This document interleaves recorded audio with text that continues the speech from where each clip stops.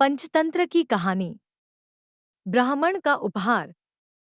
ब्राह्मण का उपहार एक शिक्षाप्रद कहानी है जिससे शिक्षा मिलती है कि अपने ज्ञान पर भरोसा करना चाहिए, किसी के बात में नहीं आकर कोई निर्णय नहीं लेना चाहिए। एक ब्राह्मण को उपहार में एक दिन एक बकरी मिली। वह बहुत खुश हुआ। वह उसे कंधों पर उठाकर घर की ओर चल दिया। रास्ते में 3 ठगों ने ब्राह्मण को बकरी को ले जाते देखा। उसमें से एक ने कहा, वाह कैसी बढ़िया मोटी बकरी है। दूसरे ने कहा, यह हमारे लिए अच्छा भोजन होगा, चलो इसे किसी तरीके से हथिया ले। सुनो, तीसरे ने कहा। वह दोस्त के कान में फुसफुसाया, मेरे पास एक योजना है। उसकी योजना सुनकर सब हंस पड़े और योजना को कार्य रूप देने के लिए आगे आ गए।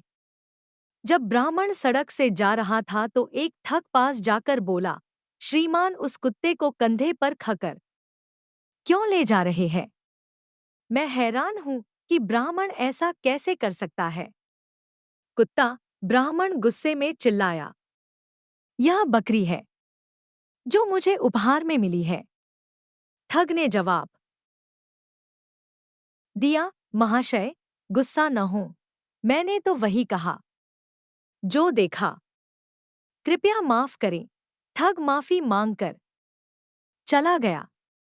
ब्राह्मण अभी कुछ ही दूर गया था कि दूसरा ठग भागता हुआ आया और बोला, इस मरे हुए बछड़े को कंधों पर बिठाकर क्यों ले जा रहे हैं श्रीमान? एक ब्राह्मण मरा हुआ जानवर उठाए, यह शोभा नहीं देता। ब्राह्मण खींच कर बोला, पागल हो गए हो, दिखता नहीं है यह कोई मरा हुआ बछड़ा नहीं बल्कि जीवित बकरी है। ठग बोला, श्रीमान आप गलती कर रहे हैं, पर फिर भी आपको विश्वास नहीं होता तो मुझे कुछ नहीं कहना। और वह मुस्कुराता हुआ चला गया। ब्राह्मण परेशान हो गया और अपनी बकरी को संदेह से देखते हुए वह चलता रहा। जल्दी ही तीसरा ठग सामने आ गया। वह ब्राह्मण पर हंसा और बोला, इतने विद्वान होकर एक गधे को कंधों पर रख कर लिए जा रहे हैं, हर कोई आपकी खिल्ली उड़ा रहा है। अब तो ब्राह्मण का दिमाग चकरा गया। सचमुच शक होने लगा कि वह अपने घर बकरी ले जा रहा था यो कोई और जानवर। उसने सोचा कि वह जानवर कोई बुरी आत्मा है जो कभी कुत्ते, बछड़े या गधे में बदल जाती है। शायद वे लोग ठीक थे।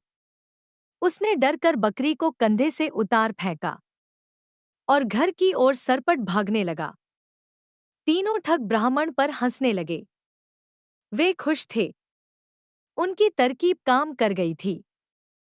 शिक्षा। दोस्तों, इस कहानी से हमें यह सीख मिलती है कि परिस्थिति चाहे कितनी भी विपरीत हो, अपनी बुद्धि लगाओ, दूसरों के बहकावे में मत आओ। यदि इस ब्राह्मण ने अपने विवेक का इस्तेमाल किया होता तो आज वह ठग की बातों में नहीं आता और अपना नुकसान होने से बचा लेता। दोस्तों, हमारे चैनल पर आपको ऐसी ही शिक्षाप्रद कहानियां मिलती रहेंगी। यदि स्टोरी पसंद आई तो कृपया हमारे YouTube चैनल को सब्सक्राइब जरूर करें, जिससे हमारी शिक्षाप्रद और रोचक कहानी आप तक सबसे पहले पहुंचे। नमस्कार।